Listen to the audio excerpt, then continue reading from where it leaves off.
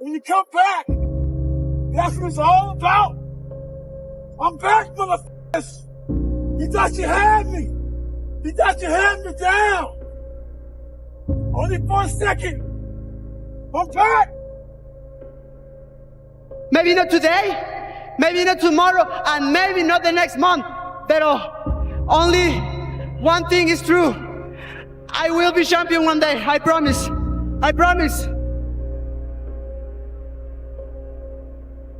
Look, the fire's coming. Are you ready for the fire? We're firemen. Okay. We are firemen! Got it, Coach. The heat doesn't bother us. We live in the heat. We train in the heat. Yeah, let's go. It tells us that we're ready. We're at home. We're where we're supposed to be. Flames don't intimidate us. What do? We control the flames. We control them. We move the flames where we want to. Let's go. And then we extinguish them. Let's go. Should have stopped this fight with your father. I'm stopping this one now. Don't, okay? Let me finish. I gotta prove it. Prove what? I'm not a mistake. Success is this, and training and struggling and suffer and sacrifice, and then success is this. But this tastes so much more than this. Yeah. But I'm not sure that people today are 100% aware what it means. In this lifetime, you don't have to prove nothing to nobody except yourself. And after what you've gone through, if you haven't done that by now, it ain't gonna never happen. Here's something a guy said recently. This dude said, there's a moment when every boy realizes no one's coming to save him. And that's when he becomes a man. And some boys never get there and stay children forever. That guy was you that said that. And it's important when we step out of this. Like, this stuff matters because no one's effing coming to save you. Let me be very clear. I'll never give up. Never. I never ran from anything because I never had nobody to go to. I've always had that, where I'm going. Home to get me. Ain't nobody there. Right. You know what I'm saying? Like, so I've always been in a situation where I'm forced to deal with it myself, so. Champions do daily what everybody do occasionally. Everybody else does. You just do it daily. You're not. Yeah, we do. You're not extraordinary. You just do the ordinary extra. That's it. That's what makes you, separates you. Hungry, sometimes we don't have food to eat one day and we just drink water. Just drink water? Just drink water. Did you really sleep in a cardboard box and on pavement at times outside when you were growing up? Yes, outside the street I sleep in with the carton, you know, the carton, the box. We sleep there. You know, when you're built different than everybody else and you have this desire for more and this desire for achievement and this desire to win, everybody else looks at you like you're up. And they'll tell you that too. You know, what the is wrong with you? Like, why can't you just relax? Why can't you just do this? Why can't? Because I'm just not built that way, man. You're not even motivated yourself. Like, I want to wake you up at 3 o'clock in the morning and go, come on, man, we're going running. Like, I want to see what you do when you're tired. Let me see how you push yourself. Come on, man, get up again tomorrow. Get up again tomorrow. Get up again tomorrow. The next day, get up. Keep going. How long can you maintain a positive attitude? Where's all this teaching? You're teaching people you can't do shit yourself. You need to show people that you could do it. Game on the line, who would take the last shot? Me. That's a dumb question. Me. If you don't fail, you're not even trying.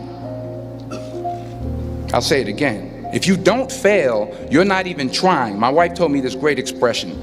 To get something you never had, you have to do something you never did. Man, keep moving me, baby. Keep moving, I love it. I love it. Listen. People been booing me and down me since I started training. I love it. The more you boo me, the stronger I get, baby. I'm used to this. Y'all can't stop me. Keep it up, baby. Keep it up. Y'all can't stop me. And you didn't learn your limitations. I have no limitations. Nobody cares, you know? At the end of the day, nobody cares. what we're going through, how your body feels, nobody cares. We gotta do our job. Life is tough sometimes, and it's not fair, and it doesn't care sometimes. But you're gonna hold true to what you believe, and you're gonna hold true to who you are, and you're gonna be that person whether it's easy or it's not. And that's the standard that I'm gonna hold my children to, and that's the standard I hold myself to. If I can't do it, then how can I tell them to do it? Nobody cares about you. Nobody cares. It's only a small percentage of population. Nobody gives a damn. And even if they do, what? You make a mistake, you zig when you should have zagged, you get clipped, so what? Everybody make mistake. To get anything of value, you have to sacrifice. I know that, Dad, but I think if we continue down this road, it's going to be too detrimental for the kids. It's just too hard. Do you know that the harder thing to do and the right thing to do are usually the same thing? Nothing that has meaning is easy. Easy doesn't enter into grown-up life. I'm a big believer that you should only listen to somebody or take advice from people who have bigger dreams for your life than you do. And I think most people don't have bigger dreams for you, which just means that for me, like, their advice is invalid. But sooner or later, it's something that's inside of you just has to want it. You have to need it. You gotta go at it like it's that next breath that you gotta take, that nobody can stop you. And the closer you get to it, you're gonna have naysayers, you're gonna have doubters, you're gonna have people that's close to you, that even in the crib with your laying beside of you that don't believe in you. But it's up to you to wipe the tears out your eyes and go get it. It's an amazing thing about passion. If you love something, if you have a strong passion for something, you would go to the extreme to try to understand or try to get it. The only thing that you can do is win so big that all of them constantly compare themselves to you, and then you'll forget they exist. And that's when he said, success is the only revenge. He's like, it's not the best revenge. He's like, it's the only one. There's no other revenge. Because everything else is petty. Everything else does show that you were thinking about these people all day long, which means they win by default. If you have to ask how to get motivated to go to the gym, you don't need to be going to the gym. You don't want it enough. When you're sick and tired of looking and feeling like shit, you'll show up, motherfucker. I'll see you there. Because you're gonna look in the mirror and you're gonna be like, that. You're gonna want to be in the gym. All you want to do is go back home. You want the warmth, you may want something to eat, you want your girl to hold you. All those things of comfort are there in that 1 second. And this is where people lose. So what I do in that 1 second, because we all think about quitting when it's hard. But what you have to do in that 1 second is hard to process information during pain. Because that pain takes over and you can't think rationally. You're thinking about fight or flight, save yourself. That's not a rational thought. It's not a thought that's going to get you through hard times. If everybody who's like at the bottom and feels like they have nothing going for them, reframe that as, I have nothing going for me, which also means that I have nothing to lose by taking action, it makes you a much more dangerous person. It's hard when you're young to wake up in the off season at 6 a.m. to go train and work out, knowing that all your friends are sleeping in and eating pancakes. It's hard when you're on your way to practice, weighed down with all your gear, and it's 90 degrees out and all the other kids are at the pool or at the beach, and your body is already completely exhausted from workouts in 2-a-days. It's hard to throw, catch, block, and tackle, and hit kids when they're way bigger and way more developed than you, only to go home that night bruised and battered and strained, but knowing you have to show up again the next day for just the chance to try again. But understand this, life is hard. You know better, but you're not doing better. That's some scary shit. For you to decide, here's limitations with my career and my marriage and my personal life. I know better, but I don't want to do better. Or I know better, but I'm not willing to do better. You have decided to settle, and you're so comfortable in your skin your biggest enemy is you. My whole book is about you battling yourself. People don't understand it's you against you. The only person that gets in your way is you. Nobody else. It's you. The thing is, man, it's always going to be a party. There's always going to be a time to celebrate, and there's a time to join friends, or a day to, I mean, the bars are always open. Always open. No matter how old you are, they're always open, you know? What's not always open is the opportunity to check the box in life. You know, to achieve your dreams. That's not always open, man. That most men live lives of quiet desperation. It's one of my favorite quotes ever because it's true. And I've been that guy. You're just in this world where you just can't wait to just run away. But the only way I could be this person now is if I took that chance when I was 21, when I was dead broke and had my cars repossessed and all that stuff.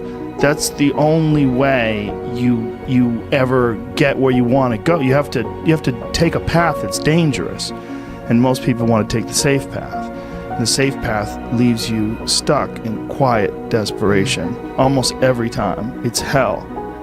When you give it your all, and you're willing to give up that, put all your will, all your effort, and look past the temporary pain of it to what that pain will dry and solidify into later, as this being the down payment for the future investment to come.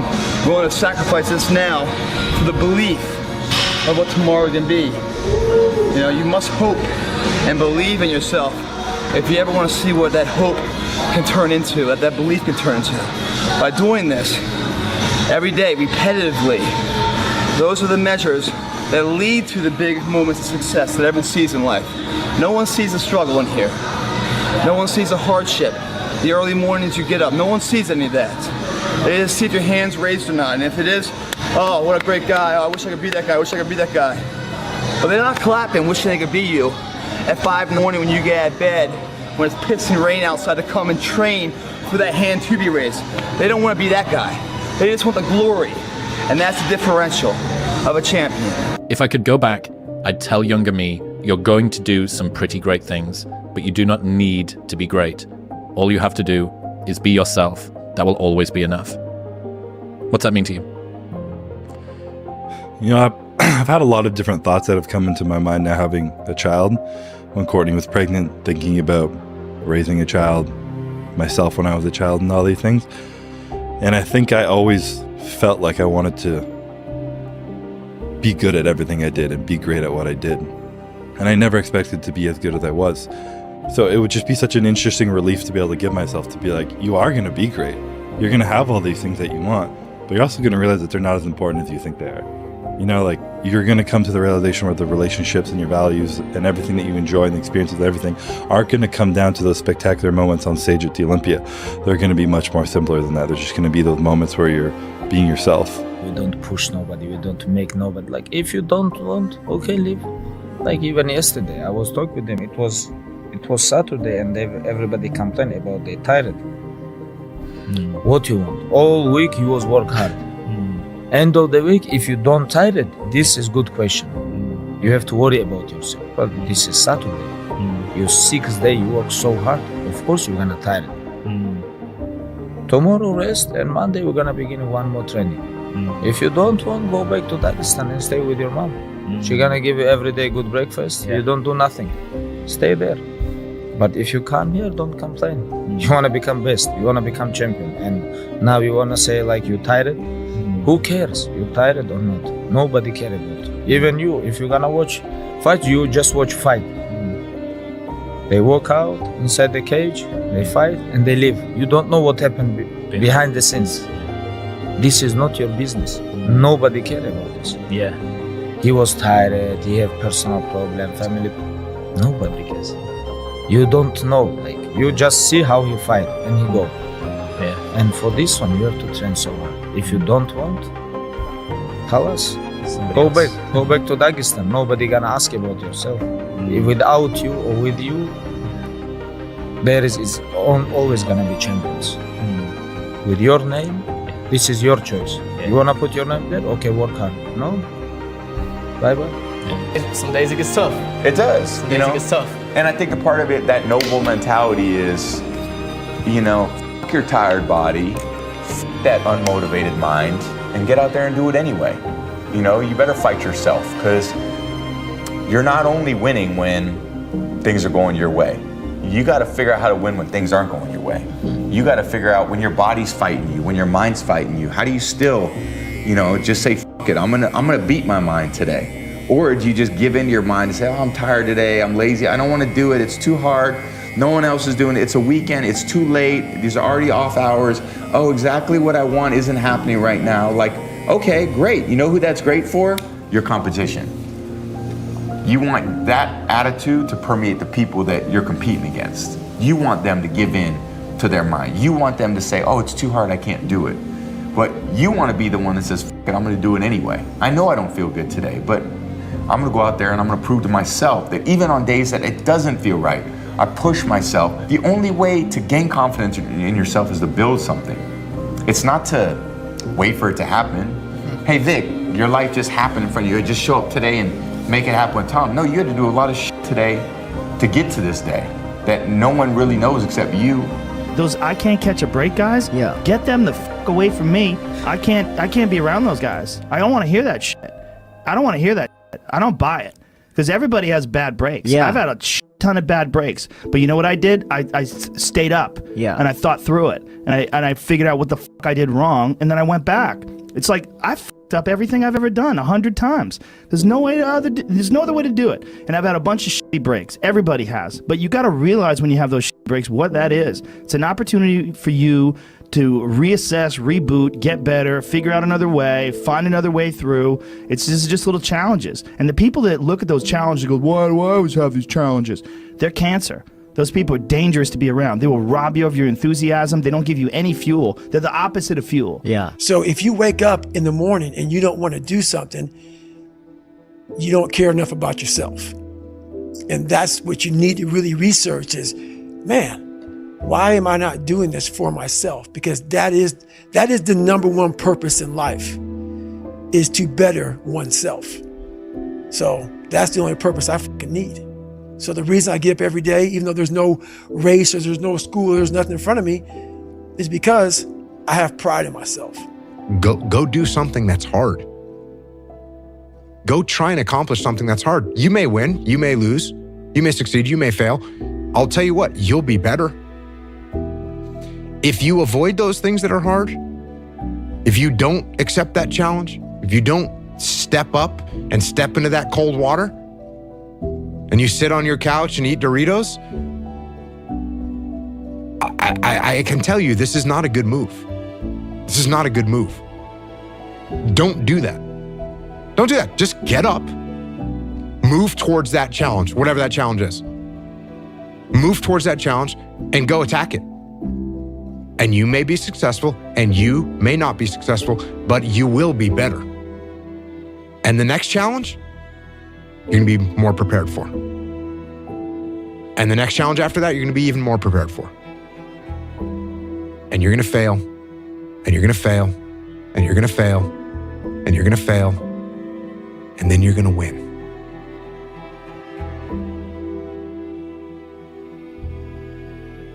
And that's life. Life without those challenges, it's just existence. Don't just exist.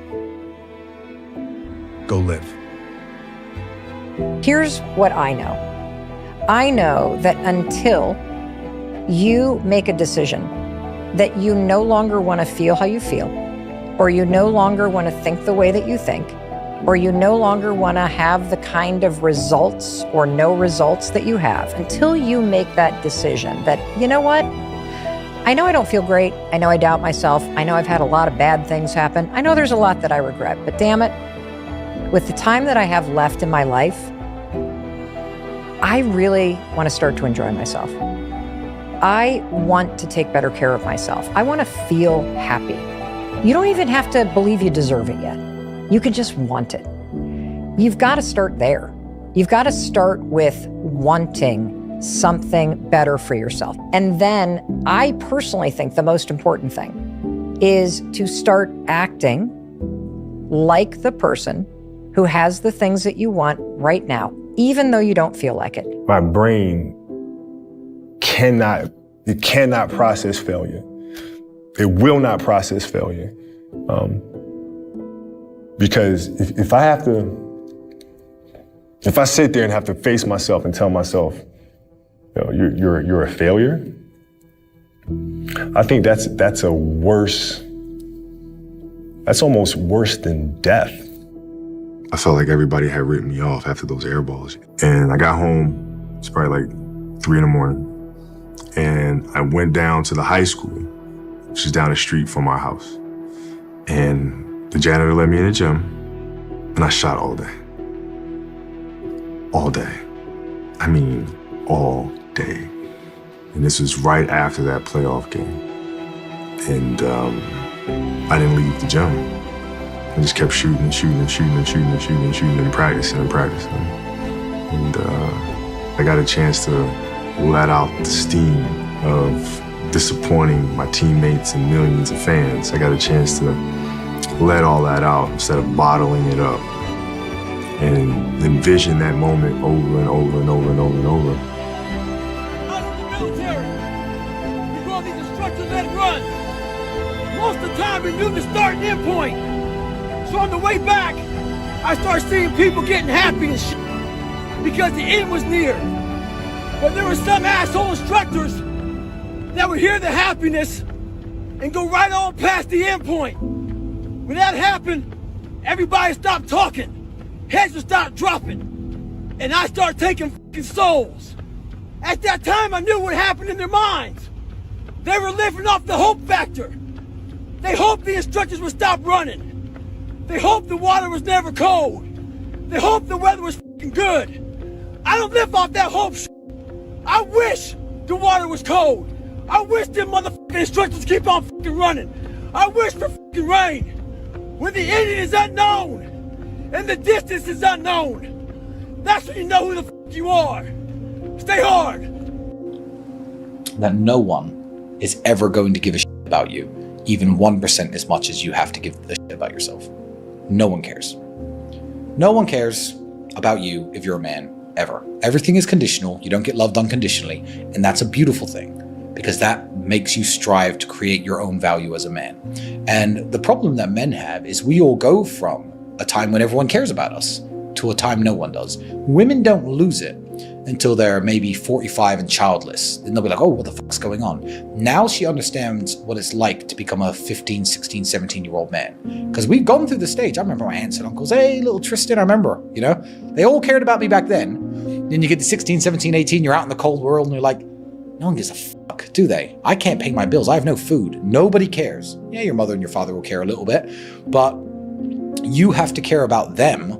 So I'd say the duty of protection is the other way around once you become an adult, and you have to care about yourself. So the best advice I can give to anyone, especially the young men who are 13, 14, 15, who, are sitting in their room playing video games and their mother's still bringing them sandwiches, if she continues to care about you that much and you lean on it, you're going to be a nobody. And if she says, okay, you're 18 now, get the fuck out of my house, you're going to be a nobody until you make something of yourself. So the best advice every young man needs to hear is nobody gives a shit about you at all until you make them give a shit. People give a shit about me and Andrew now. Why? Would you have given a shit about me if I just stayed in my room playing video games from age 18 till now? No, you wouldn't know who the fuck I was.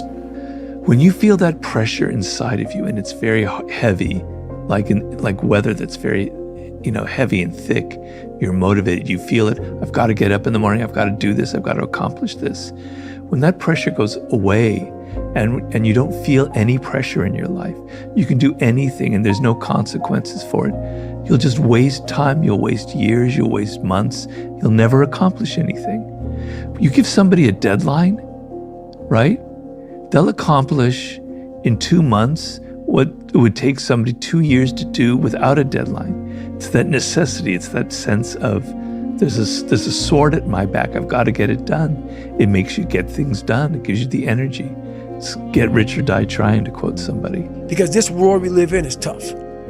It's tough. It will beat you down. The world and the life that we live in is the ultimate competitor. It will try to take you out. It will find your weakness and it will fucking just hammer you. It's like a personal curse. 100%. So if I can help you build belief, build confidence to the point where nothing can hurt you because you know exactly who you are. You've faced your demons. You've been able to go on an audiobook in your mind. Maybe you didn't write a book, but in your mind, you were able to hear all your past traumas.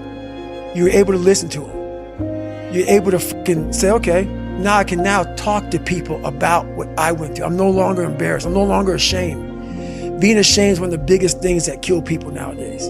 In their minds, kill them from moving forward. I'm ashamed of myself. Don't ever be ashamed of anything you've done in your life. Face it, fix it, make it better.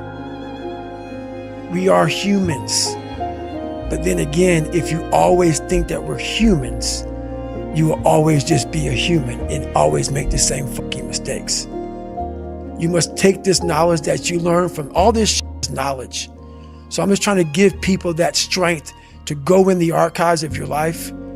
Because while you're probably fucked up, it's probably something happened to you in your life. Go through the archives, dig it up, study it, and then use it for yourself. That's the main purpose for me right now. But can people just make that change? I mean, Yes, look, you can, I believe they but you can. have to plan it out. The way you can change is you have to put aside enough money to give yourself a window. And then you have to have a plan. And you have to spend all your waking hours outside of whatever job you do planning your escape. And you have to come to the realization very clearly that you fucked up and you got yourself stuck. So whatever you're doing, you have to do it like your life depends on it. And whether it is you're trying to be an author and if you're gonna try to be an author and you're working 8 hours a day plus commuting plus family responsibilities or whatever else you have, whatever time that you have to attack like you're trying to save the world. You're trying to save your life. You don't want to drown. That 1.5 hours a day that you have to write, god damn, you better be caffeinated and motivated. You gotta go. You gotta get after it. And you gotta have discipline. Most people don't have those things. Most people don't understand what it's like to really go for something. And to know that the consequences of not doing that are horrific. I struggled my whole life, but I ran from it. So I started realizing, man, I gotta start facing the struggle and I gotta be mentally strong for the struggle. So that's why I started coming up with like, I'm training for life. Mentally, I'm training for life. I'm not training for like, to lift 400 pounds. And I found out on my own pretty much, is that through discipline, through self-discipline, through repetition, through tons of repetition of the same thing that you don't want to do, and that's the key thing. Through repetition of things you don't want to do, you develop mental, like an armor for your mind. You start to armor your mind, because your mind's like, okay, we suffer every day. That's what we do. We do stuff that sucks every day, so then when the suck stuff comes, you're ready for it. And that's how I started coming up. I just started being very uncomfortable, and now it's like just a way of life. The biggest risk to your future isn't your competition. It's the distractions you insist on keeping in your life, rather than doing the things you know you should be doing but aren't. People delay doing things they don't like for longer than it takes to do them. The fear is never reaching your potential. That's it. That always falling short, always quitting before you're done, always procrastinating, always not doing the right thing. And then one day you're an old man. Yep. And you look back and go, God, I could have been great. Yep. I could have been great. You can have what you want in 5 years. But there's 2 conditions. You have to know what it is, and you have to aim at it. Okay. Figure out what you want. Write it down. Figure out what you could do to start moving towards that. Okay. Do that with your family relationships. Do that with your friendships. Do that with your career. Do that with your education. Think about your misuse of alcohol and drugs and other things that might drag you down. You want to drink? Okay, what do you mean by that exactly? How often? How much is too much? How are you going to constrain that, and why? Develop a vision, and you have to do that in dialogue with yourself, right? It's like, if I could have what I wanted, what would satisfy me? And you might think, well, I could never get that. And I could say, well, maybe not, but I'll tell you one thing, man. You can move towards it. And I know that everyone who knows the underlying neuroscience knows this. Almost all the pleasure is in the moving toward. But if you set up a goal that you think is, just on the edge of conceivability, then every time you move even a tiny bit towards that, you're going to think, good work, man, good work. You get a little kick from that. You get a little stronger from that. What are you going to do? How bad do you want it? There's two options. To continue forward, pushing upward. And if you do, that dream is given birth, and forever you will live in the reality of it. If you stop, quit, throw in the towel, I promise you there's no distance you can travel far enough to ever find that dream again. For it is dead. And in its death, it's replaced by regret. Right now, it's your choice.